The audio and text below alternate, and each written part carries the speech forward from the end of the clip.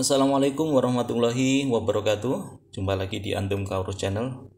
Kali ini membahas mengenai akses kontrol lagi. Nanti saya akan peragakan tentang fitur anti passback di sebuah akses kontrol. Kali ini kebetulan saya memiliki akses kontrol Paxton ya.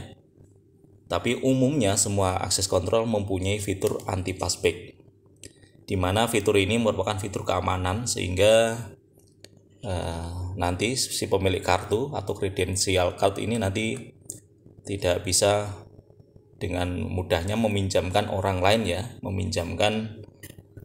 agar bisa masuk ke area yang sudah diaktifkan anti passback-nya.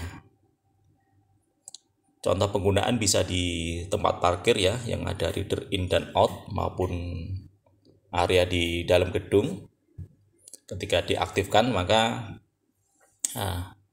si pemilik kartu itu harus selalu tap in dan tap out. Ketika dia nanti lupa ya, dia tap in kemudian outnya dia mungkin nebeng ya kan, nebeng orang lain ya, biasanya kan bareng-bareng kemudian dia mengekor, maka ketika dia masuk lagi ketika kartunya di tap, itu tidak akan bisa. Jadi fitur ini selain tadi ya untuk kredensial cardnya untuk fitur keamanan sehingga tidak bisa dipinjamkan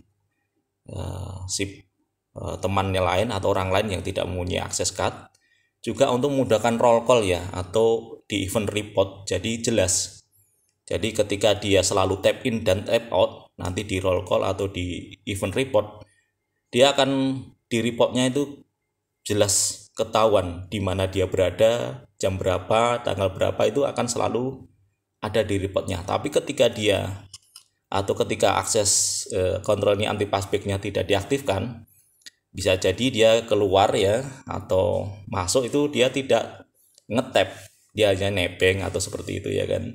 Maka ketika nanti di reportnya tidak jelas seperti itu. Jadi anti passback fungsinya salah satunya adalah seperti itu. Baik, ini masih mode belum anti passback ya. Saya peragakan. Ketika dia masuk in, oke, terus dipinjamkan ke teman yang lain di belakangnya, umpamanya ini ngetap lagi, nah dia bisa ya, itu karena anti passback-nya tidak diaktifkan, ya kan? Oke,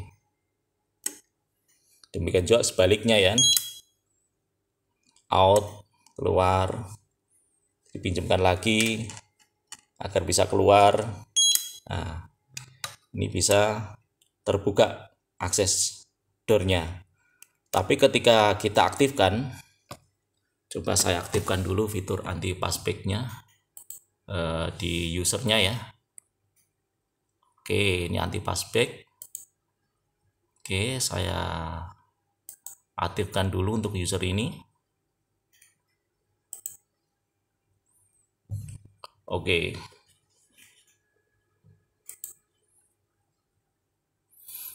Baik. Coba kita praktekkan.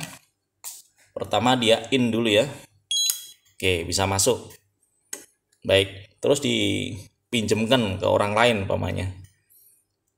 Pinjamkan. Terus orang lain tadi mencoba masuk.